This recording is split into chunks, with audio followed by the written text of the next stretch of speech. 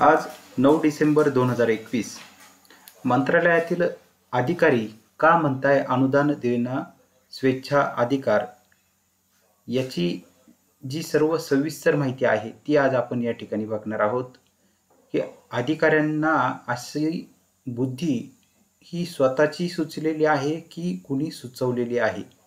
तर याची सर्व जी चर्चा आहे ती आपण पुढे बघणार आहोत. त्याचसोबत अघोषित महासंघ एकला चलो रेच्या भूमिकेमध्ये सध्या पाहायला मिळत आहे. त्याविषयी अघोषित महासंघामधील काही जे शिक्षक आहे यांच्याकडून काही माहिती समोर आलेली आहे आणि का बरं अघोषित महासंघ हा एकला चलो रेच्या भूमिकेमध्ये पुढे जाऊ शकतो किंवा अजूनही त्यामध्ये काही जर बदल झाली तर तशी देखील अपडेट आपल्याकडे आल्यानंतर ती माहिती आपण पुढे बघणार आहोत. त्याचसोबत प्रचलितकरिता शिक्षक आमदार ताकद आपली वापरणार का, त्यामध्ये शिक्षक आमदार पदवीधर आमदार हे कशा पद्धतीने प्रचलित धोरण, कारण आता वेगवेगळ्या जवळपास 3 शिक्षक आमदारांनी आझाद मैदान मुंबई या ठिकाणी उपस्थित लावण्यासंदर्भात अधिकृत स्वतः माहिती दिलेली आहे. त्यामुळे आता शिक्षक आमदार आंदोलनाला तर बसणारच आहे, परंतु कशा पद्धतीने आपली स्वतःची ताकद वापरून प्रचलितचा प्रश्न सोडवताय याविषयी देखील आपण पुढे माहिती बघणार आहोत. तर सर्वात प्रथम मंत्रालयातील जे अधिकारी आहे ती का म्हणताय अनुदान देणं हे शासनाचा स्वेच्छा अधिकार आहे. तर यामध्ये पहिली जी माहिती अधिकाऱ्यांकडे, कारण अधिकारी वर्ग जो आहे तो कोणतेही काम नियमाप्रमाणे करत असतो आणि याआधी जे काही शासनाने नियमावली काढलेली आहे, जे जुने शिक्षकांच्या बाजूने जे निर्णय घेतलेले होते ते या आधीच्या काही सरकारमधील जे शिक्षण मंत्री होते त्यांनी ते मोडीत काढलेले होते आणि अनुदान देणं हा स्वेच्छा अधिकार, शासनाचा स्वेच्छा अधिकार अशी नियमावली तयार करून ठेवलेली होती आणि त्यामुळंच ती नियमावली पुढे देखील आता वेगवेगळे जे शासन निर्णय निर्गमित झाले, मग ते आता महाविकास आघाडीने जे नुकतेच शासन निर्णय निर्गमित केलेले आहे, शिक्षकांना अनुदान देण्याच्या याद्या असतील, अनुदान देण्यात संदर्भातील माहिती असेल, त्याचे जे शासन निर्णय असेल, या सर्वांमध्ये अनुदान देणं हे शासनाचा स्वेच्छा अधिकार आहे आणि त्या वेळेची आर्थिक परिस्थिती पाहून जे अनुदान जे आहे ते दिलं जाईल अशी नियमावली शासनाकडून या शासन निर्णयामध्ये लिहून ठेवण्यात आलेली आहे आणि त्यामुळं अधिकारी वर्ग जो आहे तो त्या नियमावलीवरती बोट ठेवत आहे. एकंदरीतच काय तर कधी ना कधी हा रंग दाखवायचा होता, तो रंग दाखवायला आता सुरुवात करण्यात आलेली आहे. आता यामध्ये अधिकारी हे स्वतःच्या मर्जीने हे म्हणत आहे, स्वतःच्या बुद्धीचा वापर करून हा अनुदान देणं स्वेच्छा अधिकार म्हणत आहे की इतर मंत्री महोदयांच्या सांगण्यावरून हा असा शब्दप्रयोग जो आहे तो मंत्रीच्या सांगण्यावरून हे अधिकारी करत आहे का, असा देखील प्रश्न आता सर्वसामान्य शिक्षकांना पडलाय. कारण अधिकाऱ्यांना शिक्षकांना पगार मिळो अथवा न मिळो, अधिकाऱ्यांचे पगार तर हे शासनामार्फत सुरू आहे. त्यामुळे अधिकाऱ्यांना शिक्षकांना पगार मिळो अथवा न मिळो यामध्ये फारसा काही स्वारस्य नाहीये. परंतु त्या ठिकाणी असे देखील काही अधिकारी आहे का त्यामध्ये जे कॅबिनेट दर्जाचे मंत्री आहेत त्यांच्या हुजरेगिरी करण्यामध्ये काही अधिकाऱ्यांना देखील स्वारस्य असतं आणि त्यामुळे आम्ही कसे अति हुशार अधिकारी आहे असं देखील दाखवण्याचा प्रयत्न काही अधिकाऱ्यांकडून होत असतो.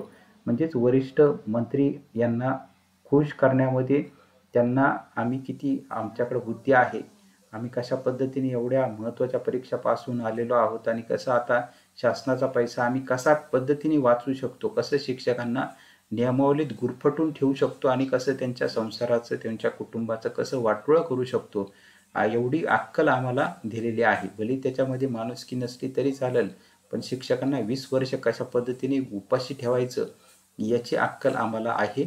अशा पद्धतीचं वर्तन सुद्धा काही अधिकारी जे आहे ते याआधी सुद्धा पाहायला मिळालेले होते सरकारमध्ये आणि आता सुद्धा असे काही बुद्धिजीवी जे आहेत ते या ठिकाणी अधिकारी हे पाहायला मिळत असतात. सर्वच अधिकारी त्या पद्धतीचे नसतात. काही अधिकारी खूप चांगले देखील असतात की जे सर्वसामान्य जनतेचा, सर्वसामान्य शिक्षकांचा विचार करत असतात की कशा पद्धतीने या शिक्षकांना आपल्या जे काम करताय त्याचा मोबदला हा मिळाला पाहिजे, त्यांना त्यांचा पगार मिळाला पाहिजे, त्यांचं कुटुंब सुखी झालं पाहिजे, असं देखील विचार करणारे काही अधिकारी वर्ग सुद्धा आहे. मात्र यामध्ये दोन्ही प्रकार हे आपल्याला या अधिकारी वर्गांमध्ये पाहायला मिळतात.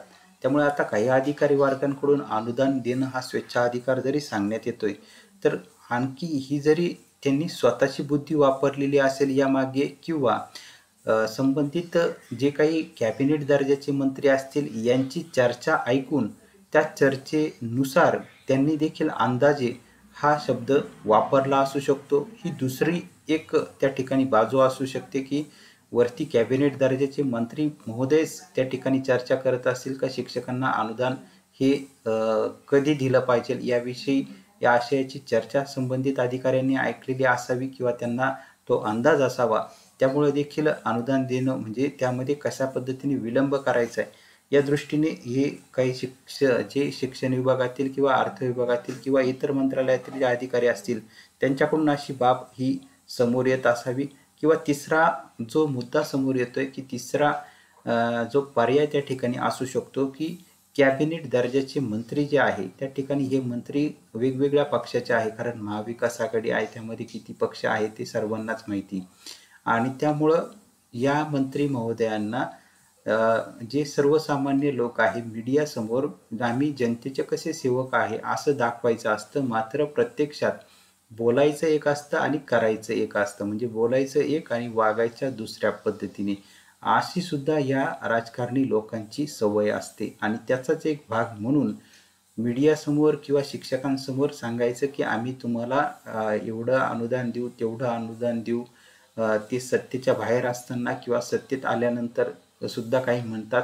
मात्र प्रत्यक्षात अधिकारी वर्गाला पुढं करून हा जो शिक्षकांचा खोडमोड कार्यक्रम जो आहे तो देखील लावला जाऊ शकतो, अशी देखील शक्यता त्या ठिकाणी नाकारता येत नाही. तर या पद्धतीच्या 3 महत्त्वपूर्ण, आणखी देखील भरपूर शक्यता त्यामध्ये आहे, पण या 3 महत्त्वपूर्ण शक्यता जेव्हा अधिकारी म्हणतायत की अनुदान देणं हा शासनाचा स्वेच्छाधिकार, तर ह्या 3 महत्त्वाच्या शक्यता या समोर येत आहे. आपल्याला देखील काय वाटते ते देखील आपण व्हिडिओच्या कमेंटमध्ये आपली जे काही मतं आहे अत्यंत संविधानाच्या मार्गाने, चांगल्या मार्गाने आपण आपली मतं देखील प्रकट करू शकतात, कमेंट्समध्ये लिहू शकतात, जेणेकरून इतर देखील शिक्षकांना यापेक्षा आणखी कोणता मार्ग असेल की ज्यामुळं अधिकारी वर्ग हे अनुदान देणं हा स्वेच्छाधिकार आहे असं म्हणत आहे.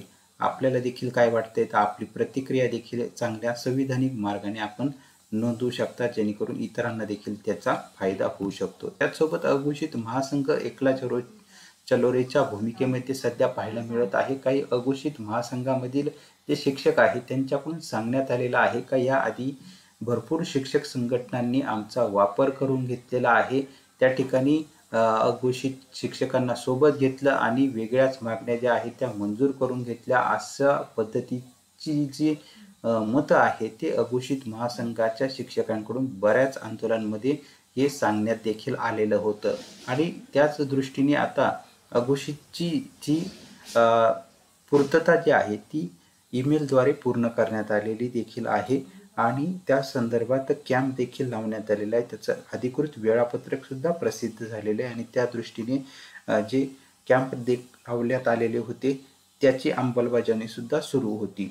आणि आता महत्त्वाच्या टप्प्यावरती हे आंदोलन जे आहे ते येत्या काळामध्ये पाहायला मिळू शकतं. म्हणजेच या सर्वांची अघोषितच्या सर्व प्रस्तावांची तपासणी होऊन, ज्या अपात्र झालेल्या होत्या त्यांची तपासणी होऊन त्या देखील लवकरात लवकर पात्र केल्या जातील आणि त्यांची यादी या अनुदानासाठी घोषित केली जातील. म्हणजे आधी अनुदानासाठी पात्र केलेल्या आणि आता तपासणी आणि ती पात्र झालेल्या या एकत्रित सर्व एकत्रित शाळा घेऊन या अनुदानासाठी पात्र घोषित केल्या जाऊ शकतील आणि त्यांना अनुदान मिळवण्याकरिता अघोषित महासंघ जो आहे तो समोर निश्चित येत्या काळामध्ये पाहायला मिळू शकतो. परंतु इतर कोणत्याही संघटनांसोबत न जाता आपला प्रश्न आपणच सोडवायचा, अशा भूमिकेमध्ये वेगवेगळे जे अघोषित महासंघाचे शिक्षक आहे त्यांच्याकडून अशी माहिती आता समोर येत आहे की आपला प्रश्न जो आहे तो आपणच सोडवायचा आणि त्याकरिता महासंघ, अघोषित महासंघ हा त्या पद्धतीने सक्षम आहे आणि पुढचे जे काही अघोषितचे प्रश्न असणार आहे त्याकरिता स्वतः मैदानात उतरणार, इतर कोणालाही त्याचा फायदा होऊ देणार नाही अशी देखील भूमिका जी आहे ती अघोषित महासंघाकडून सांगण्यात येत आहे. त्यामुळेच एकंदरीतच पाहता स्वावलंबी मार्गाने आपल्याला पुढे जायचंय अशीच भूमिका ही अघोषित महासंघाची सध्या तरी पाहायला मिळत आहे. आता त्यामध्ये जर काही बदल झाला तर त्याची देखील माहिती समोर आल्यानंतर ती देखील आपण माहिती पुढे बघणार आहोत. त्यासोबत प्रचलितकरिता शिक्षक आमदार पदवीधर आमदार आपली ताकद वापरणार का शिक्षकांना प्रचलित धोरण लागू करून देण्यासाठी, असा प्रश्न आता सर्वसामान्य शिक्षकांना पडलाय. यामध्ये 2023 साली काही महत्त्वपूर्ण शिक्षक आमदार पदवीधर आमदार यांचा कार्यकाळ पूर्ण होत आहे आणि त्यापूर्वी जर शिक्षकांना प्रचलित धोरण या शिक्षक आमदार पदवीधर आमदार यांनी लागू करून दिलं तर शिक्षकांनी सांगितलेलं आहे की आपल्याला प्रचार करण्याची सुद्धा गरज नाही, आम्ही आपल्या मागं 100% उभं राहू आणि आपण निश्चित निवडून सुद्धा येणार आहे. आणि त्याकरिता महत्त्वाचे जे यामध्ये पदवीधर आणि शिक्षक आमदार आहेत, तर जे कोकण विभागाचे शिक्षक आमदार आहे बाळाराम पाटील यांचे आणि स्वतः महाविकास आघाडीचे सर्वेसर्वा शरद पवार यांचे या त्यांच्या वडिलांपासूनचे जे मैत्रीपूर्ण संबंध आहे ते संपूर्ण महाराष्ट्राला सर्वश्रुत आहे आणि त्यामुळं ती जागा देखील पुन्हा त्या जागेवरून स्वतः बाळाराम पाटील हे शिक्षक आमदार पुन्हा उभे राहून पुन्हा निवडून येण्याकरिता निश्चितच पवारसाहेब सुद्धा त्या ठिकाणी निश्चित त्यांना मदत करतील ही देखील आशा आहे आणि त्यामुळं ते सुद्धा आपली ताकद त्या ठिकाणी निश्चित आपली वापरतील आणि शिक्षकांना प्रचलित धोरण लागू करण्याकरिता देखील त्यांचा प्रामाणिकपणे हा प्रयत्न हा निश्चित असतो. स्वतः पाटील साहेब जे आहे ते शिक्षकांना जी काही वस्तुस्थिती आहे ती सडेतोडपणे सांगत असतात. ते मागं एक आहे पुढं एक आहे अशा पद्धतीचं त्यांचं मत नसतं. ते जे काही सत्य परिस्थिती असतात ती शिक्षकांसमोर मांडत असतात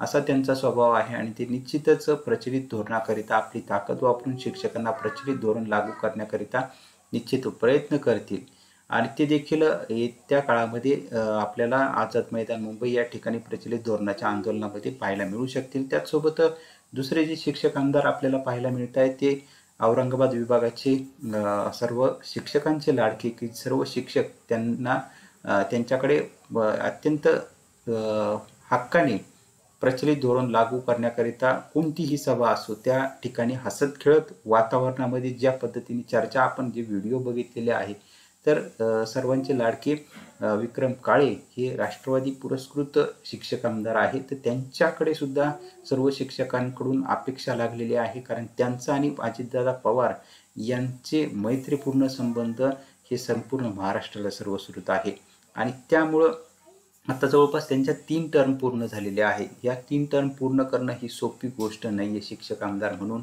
आणि आता पुढची 4थी टर्मसुद्धा जवळपास त्यांनाच मिळू शकते आणि त्याकरिता निश्चित त्यांनी भरपूर शिक्षक सभेमध्ये सांगितलेलं आहे का प्रचलितचा शब्द मी काढणार म्हणजे काढणारच, प्रचलित हे माझ्या लक्षात आहे, हे वारंवार प्रत्येक सभेमध्ये ते सांगता आणि नुकतंच आपण जर बघितलं तर महालक्ष्मी देवीच्या दर्शनाला सुद्धा ते गेलेले होते कोल्हापूर या ठिकाणी. त्या समवेत शिक्षकांसोबत इतर देखील जे संघटनेचे पदाधिकारी होते जसे की खंडेराव जगदाळे सर त्यांच्या समवेत होते. तर या पद्धतीने ते देखील त्यांची ताकद जी आहे अजितदादा पवार यांच्याकडे जाऊन निश्चित प्रचलितचा शब्द एका दिवसामध्ये सुद्धा लागू करू शकतील एवढी ताकद त्यांच्याकडे आहे. त्यामुळं ते देखील त्यांची ताकद कशा पद्धतीने वापरत आहे हे देखील येत्या काळामध्ये पाहणं औचित्याचं ठरणार आहे. ते देखील आझाद मैदान मुंबई या ठिकाणी आंदोलनाला बसणारे आणि कशा पद्धतीने हा प्रचलित धोरणाचा शब्द शासन निर्णय कसा खेचून आणताय हे देखील आपल्याला येत्या काळामध्ये पाहायला मिळणार आहे. त्यानंतर तिसरं महत्त्वपूर्ण जे आपल्याला जे पदवीधर आमदार पाहायला मिळत आहे नाशिक विभागाचे ते आहे डॉक्टर सुधीरजी तांबे.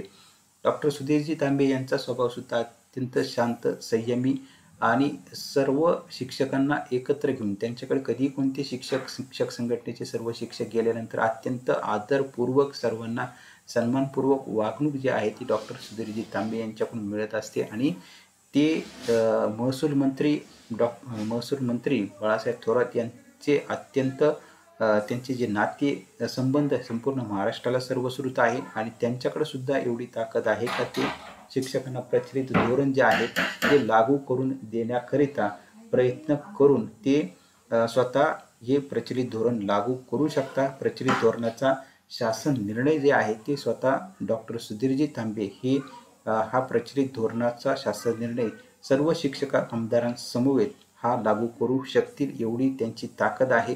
त्यामुळे येत्या काळामध्ये सर्व शिक्षक आमदार कशा पद्धतीने आपली ताकद वापरून हा प्रचलितचा शब्द सोडवताय, प्रचलित धोरण लागू करताय, त्याची देखील येत्या काळामध्ये सर्व घडामोडी या महाराष्ट्रातील सर्व शिक्षकांना पाहायला मिळणार आहे. कशा पद्धतीने या नाट्यमय घडामोडी सर्व पुढे येत्या काळामध्ये होणार आहे.